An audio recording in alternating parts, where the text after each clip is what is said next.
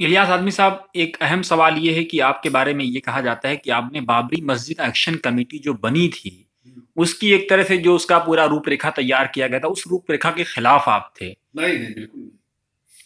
बाबरी मस्जिद action committee कुल 7-8 लोगों ने बनाई थी। मैं गया था इलाहाबाद। मुझको पता लगा कि मीर बहादुर सिंह वक्फ बोर्ड के चेयरमैन को 3 दिन बुला के दबाव डालते रहे।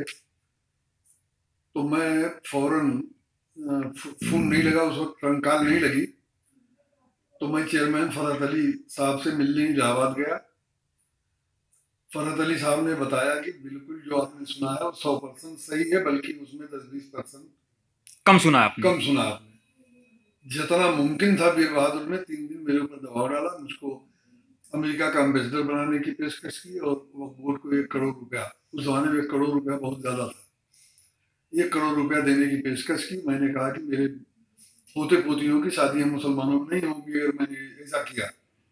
तो मुझसे मायूस होने के बाद वो अब कोई और तरीका अपनाएंगे। और दूसरे दिन ही पता लग गया कि बाबरी मस्जिद का ताला भी खुल गया। फिर मैं वहां से सीधे लखनऊ आया तो पता लगा कि राहिनी हॉल में मीटिंग हो रही है। वहां मैं गया तो मीटिंग खत्म हो गई थी। वहां मुझको बताया गया जफर याब जिलानी ने और लोगों ने कि यहाँ भीड़ बहुत हो गई थी, तो अब आजम खान के कमरे पर मीटिंग होगी, उसमें आप आएंगे 5 बजे। तो मैं आजम खान के कमरे में गया, फजल बारी और हम दोनों आए। तो वहां पर पूरा पहरा लगा हुआ था कि अंदर कोई नहीं जाने पाए। लेकिन हमको और फजल बारी को शायद नाम उन लोगों ने बता दिया हो। फजल बारी तो सब तेमेले भी थे। हमको और फजल बारी को अंदर जाने दिया गया। तो वहां जफर याब जिलानी थे, उनके साथ हसन अहमद थे, मौलाना मुजफ्फर किशोरी थे और उनके एक साथ हम हमेशा रहते थे, नाम भूल गया, घनी दाढ़ी वाले वो थे। जफर याब जिलानी के साथ हसन अहमद थे। आजम खान थे उनका एक रिश्तेदार। तो वहां बस ये बात आई कि भाई उस बड़ी मीटिंग में 3 नाम पेश हुए थे।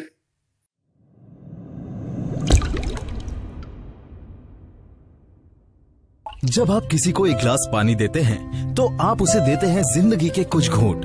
तो क्यों ना हो वो हर घूंट हेल्दी और 100% प्योर। घर लाइए यूरोफोब्स वाटर प्यूरिफायर्स। यूरोफोब्स pure water solution. Maulana Muzaffar किशोरी का, जफर याब जिलानी का और आजम खान का। तो मुजफ्फर साहब के साथ जो थे उन्होंने कहा कि भाई मुजफ्फर साहब उसी एरिया के रहने वाले हैं और सन 49 से इस मामले में है, इसलिए मुजफ्फर हुसैन साहब की क़यादत में बनाई जाए कमेटी।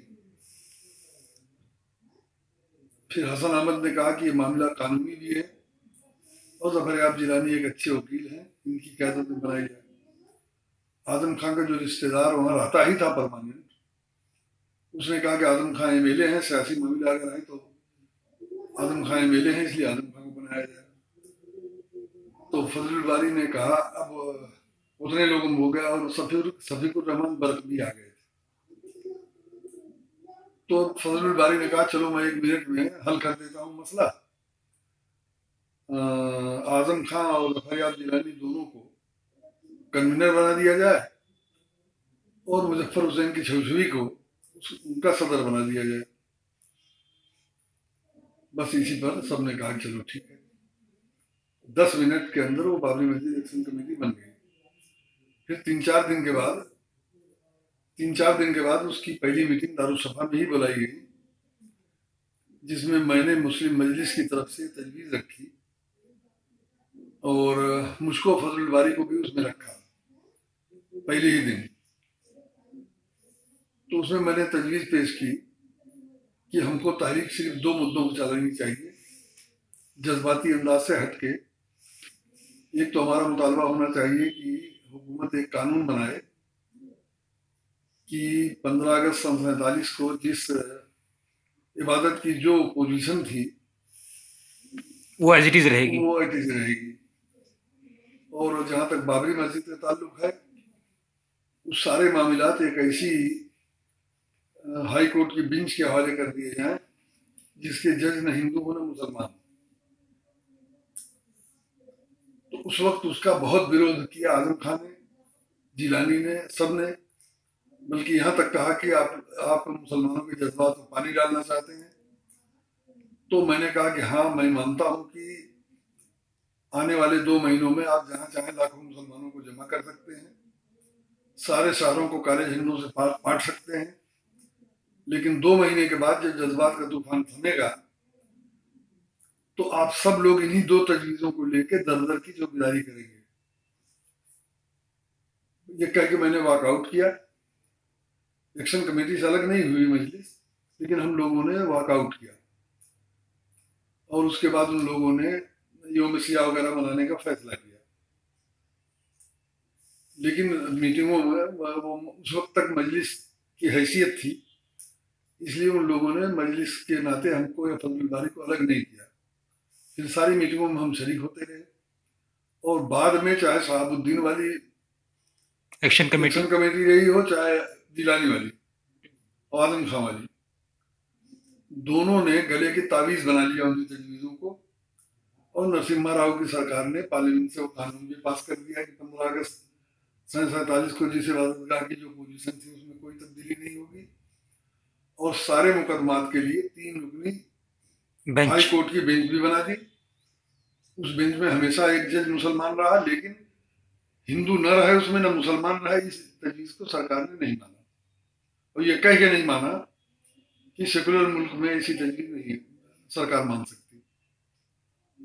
मैंने लिख के भी दिया सरकार में कि हरियाणा के जिन गांवों का झगड़ा था, हरियाणा और पंजाब में, वहाँ सेंसस आपने कराया कि लोग क्या चाहते हैं और सिखों ने कह दिया कि किसी हिंदू अधिकारी के सामने हम अपना पक्ष नहीं रखेंगे।